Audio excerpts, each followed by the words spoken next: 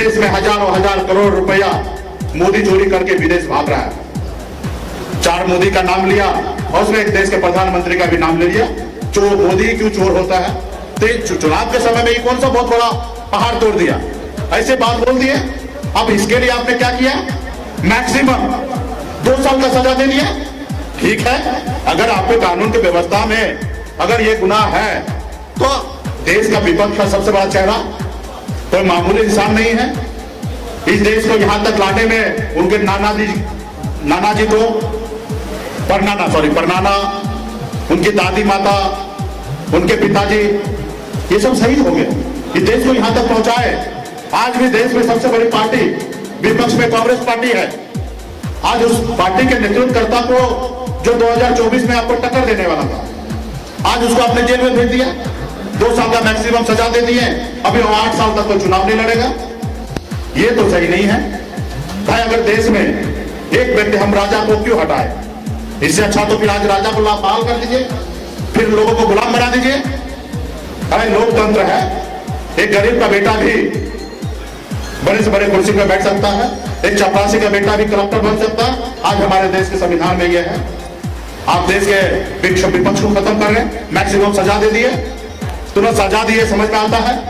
उसके बाद अटल जी ने कहा था अगर छोटा मन से बड़ा आदमी कोई नहीं बन सकता। आप उन्होंने उनके पास 1 महीने का समय था, ऊपरी अदालत जाते और वहां पे अगर न्याय नहीं मिलता तो आप उनका सदस्यता रद्द कर देते।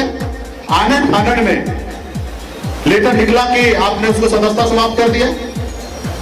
भाई ये क्यों? थोड़ा इंतजार कर लेते। आज बिहार में भी आपने देखा होगा, अनिल सहनी जी का कोर्ट में सजा मिला, 1 महीने के बाद सदस्यता गया, 1.5 महीने के बाद गया। आनंद सिंह जी का भी सजा हुआ, 1-1.5 महीने के बाद सदस्यता गया। ये जरूरी नहीं है कि आज का आज उसका सदस्यता चला जाए और उसके बाद हौस चल रहा है, हौस खत्म हो जाए उसके बाद कर देते हैं।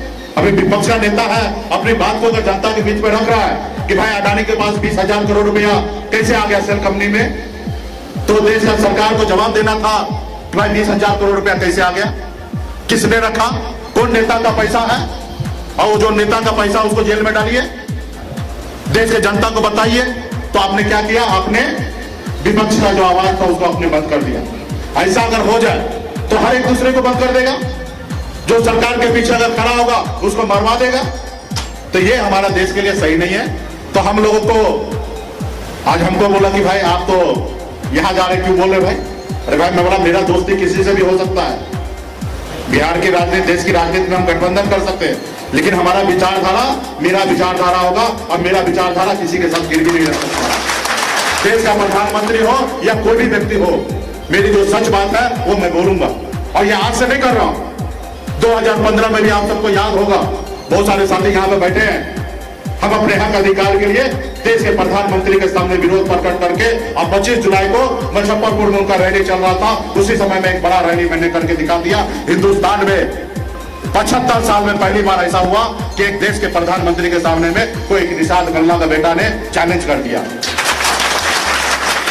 ये मैं आज का नहीं हूं, ये नहीं कि आज मेरा विधायक ले लिया इसलिए मैं नहीं, मेरा ये कसम नहीं खाया हूं कि भाजपा से हम गठबंधन नहीं करेंगे। मेरा उद्देश्य आरक्षण दिलाना और आरक्षण केंद्र के सरकार को देना है। कल आरक्षण भाजपा दे दे, वो मुझे जो बोले वो मैं मानने के लिए तैयार हूं। वो बोलेंगे आप राजनीति से संन्यास ले लीजिए, तो मैं राजनीति से संन्यास लेने के लिए तैयार हूं और मैं जंगल जाने के लिए तैयार हूं, सिर्फ वो निशान